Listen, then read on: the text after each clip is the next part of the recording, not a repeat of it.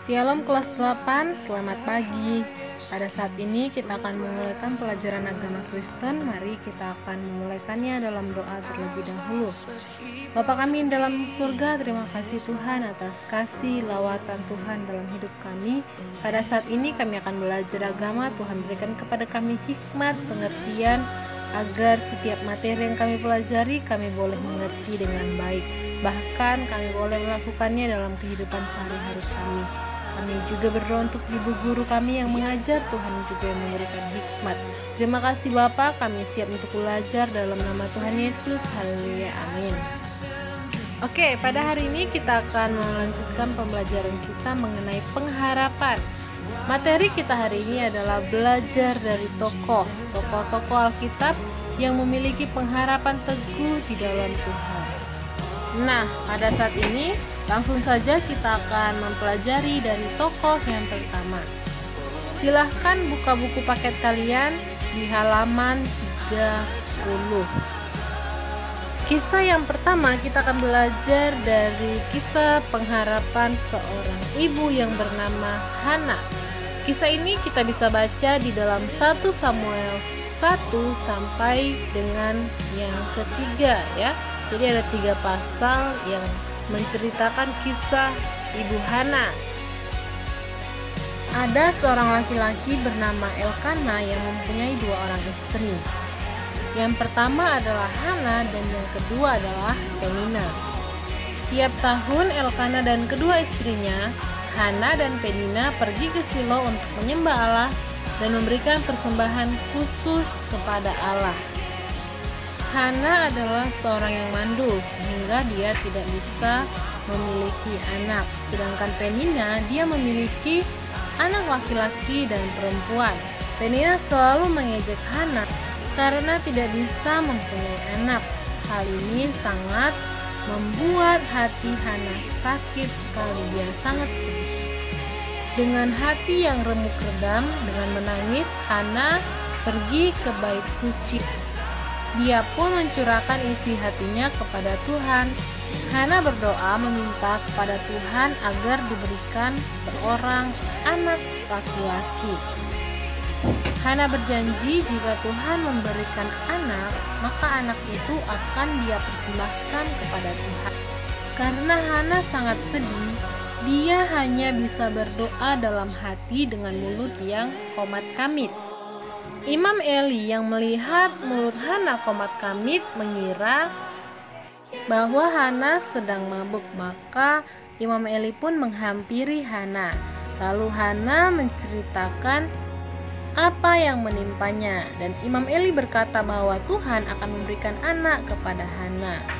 1 tahun kemudian Hana melahirkan anak dan diberikan nama Samuel yang artinya Aku telah memintanya dari Tuhan. Ingat janjinya, Hana memberikan Samuel kepada Imam Eli di bait suci untuk menjadi imam. Kita belajar dari kisah Hana yang memiliki pengharapan bahwa Allah akan mendengarkan dan mengabulkan doanya, sehingga itulah yang menggerakkan Hana untuk bertekun di dalam doanya kepada Tuhan. Karena orang yang menaruh pengharapan kepada Tuhan tidak akan goyah oleh apapun sampai semuanya terwujud. Selanjutnya kita akan belajar dari kisah perempuan Kanaan yang percaya. Mari kita saksikan kisah berikut ini dengan seksama. Kitab Matius. Lalu Yesus pergi dari situ dan menyingkir ke daerah Tirus dan Sidon.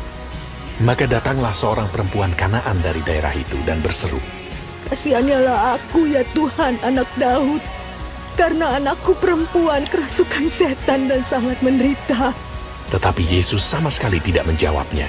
Lalu murid-muridnya datang dan meminta kepadanya. Suruhlah ia pergi. Ia mengikuti kita dengan berteriak-teriak. Jawab Yesus, Aku diutus hanya kepada domba-domba yang hilang dari umat Israel. tetapi perempuan itu mendekat dan menyembah dia sambil berkata, Tuhan, tolonglah aku. Tetapi Yesus menjawab, Tidak patut mengambil roti yang disediakan bagi anak-anak dan melemparkannya kepada anjing. kata perempuan itu, Benar Tuhan. Namun, anjing itu makan remah-remah yang jatuh dari meja tuannya. Maka Yesus menjawab dan berkata kepadanya, Hai ibu, besar imanmu. Maka jadilah kepadamu seperti yang kau kehendaki. dan seketika itu juga anaknya sembuh. Belajar dari kisah perempuan Kanaan ini, dia tidak pernah meragukan pemberian Tuhan apapun bentuknya. Dia lebih senang jika Tuhan yang memberikan meskipun hanya remah-remah. Iman dan pengharapan dari perempuan ini terlihat sederhana. Ia tidak menuntut banyak tetapi yakin Tuhan melakukan yang terbaik. Kita mau belajar bahwa apapun bentuknya, besar atau kecil jumlahnya, bagus atau tidak dalam pandangan manusia, asalkan itu dari Tuhan, itulah yang paling berharga dalam hidup kita. Selanjutnya kita mau belajar dari kisah Ayub. Ada seorang laki-laki bernama Ayub. Dia memiliki keluarga besar yang hidup bahagia. Dia juga memiliki banyak pelayan dan dia sangat bahagia. Dia memiliki ribuan domba, unta, serta ratusan sapi dan keledai. Ayub adalah orang yang baik. Dia mengasihi Tuhan Allah dan melakukan semua yang bisa ia patuhi. Dia juga hidup jujur. Suatu hari, iblis datang ke hadirat Allah. Iblis adalah musuh Allah. Allah ingin iblis mengetahui bahwa ia tidak dapat membuat seorang menjadi jahat. Maka Allah berkata, "Lihatlah Ayub, lihat betapa setianya ia kepadaku." Setan berkata, "Ia setia karena engkau memberkatinya, sehingga ia mempunyai hal-hal baik. Tetapi bila engkau mengambil semua miliknya itu daripadanya, ia tentu akan mengkhianati engkau." Kita akan lihat, kata Allah, engkau boleh mengambil semuanya yang ia kasihi, tetapi jangan menyakitinya. Buka di dalam Ayub pasal 1. Iblis pun memulai pekerjaannya. Ia membuat petir turun dari langit dan membakar domba dan pegawai Ayub. Para perampok mengambil unta Ayub dan angin puyuh membuat atap rumahnya jatuh menimpa anak-anak Ayub sehingga mereka mati. Ayub menangis dan sujud menyembah Allah. "Aku tak punya apapun saat lahir dan aku tidak akan membawa apapun ke dalam kuburanku. Tuhan telah memberikanku semua yang kumiliki dan ia mengambilnya lagi, terpujilah nama." Ayub sangat menderita. Oleh sebab itu istrinya tidak tega melihatnya dan berkata kepadanya, "Sumpahi saja Allah lalu matilah." Tetapi Ayub tidak melakukan itu. Dan yang menyedihkan lagi, 3 teman Ayub yang curang datang menghakimi dan berkata bahwa Ayub telah menjalani suatu cara hidup yang tidak baik. Oleh sebab itu, apa yang dialaminya adalah hukuman dari Tuhan. Tetapi Ayub tetap setia kepada Tuhan dan ia berkata, "Karena ia tahu jalan hidupku, seandainya ia menguji aku akan timbul seperti emas." Hal ini membuat Allah sangat senang, sehingga setelah itu Allah memberkati Ayub. Ia menyembuhkan Ayub dari penyakitnya serta memberkatinya berlipat ganda dari berkat semula yang ia miliki. Tuhan tidak pernah mengecewakan orang yang berharap kepadanya. Selanjutnya kita akan belajar dari kisah Stefanus. Stefanus adalah salah satu dari 7 orang kudus yang dipilih oleh para rasul untuk memberitakan Injil. Di dalam Kisah Para Rasul 6 ayat 24 di situ dikatakan, "Kami tidak merasa puas karena kami melalaikan firman Allah untuk melayani meja. Karena itu saudara-saudara, pilihlah 7 orang dari antaramu yang terkenal baik dan yang penuh roh dan hikmat, supaya kami mengangkat mereka untuk tugas itu dan supaya kami memusatkan pikiran dalam doa dan pelayanan firman." Stefanus adalah seorang yang penuh iman dan Roh Kudus. Stefanus hidup dalam kekudusan dan melakukan semuanya dalam pimpinan Allah. Namun, jemaat dari kalangan orang libertini dari Kirene dan Alexandria bersoal jawab dengan dia dan mereka tidak sanggup melawan Stefanus. Stefanus didorong dan dipimpin oleh Roh Kudus untuk berbicara tentang Kristus. Akhirnya, mereka menghujat dia dan menjatuhkan hukuman mati dengan dirajam batu. Stefanus tidak gentar, dia tidak takut kepada kematian karena dia yakin bahwa kematian sekalipun tidak akan dapat memisahkan dia dari Kristus. Bahkan menjelang kematiannya pun semua orang menyaksikan kemuliaan wajah Stefanus. Wajahnya seperti seorang malaikat. Pengharapannya akan kehidupan bersama Kristus meniadakan rasa takut terhadap manusia, terhadap hukuman yang akan Stefanus terima. Banyak orang memiliki pengharapan tetapi tidak dapat mempertahankannya karena mereka menaruh pengharapan di luar Kristus.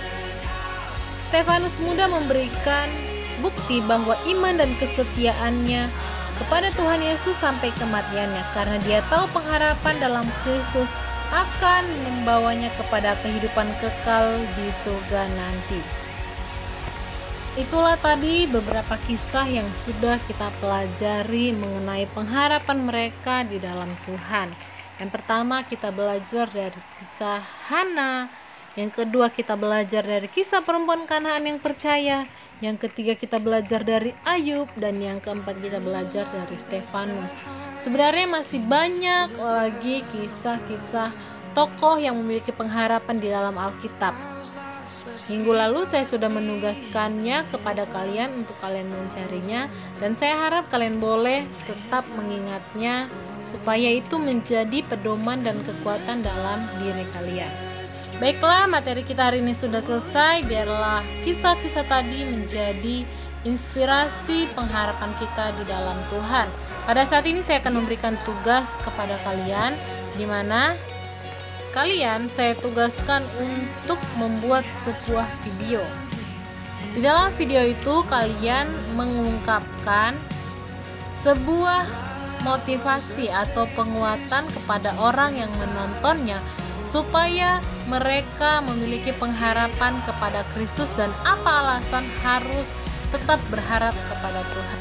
Lalu kalian tambahkan ayat pendukung yang menjadi penguat daripada motivasi atau pengharapan yang kalian berikan. Buatlah video dalam durasi 3-5 menit. Baik, cukup sampai di sini pertemuan kita pada hari ini. Mari kita tutup di dalam doa.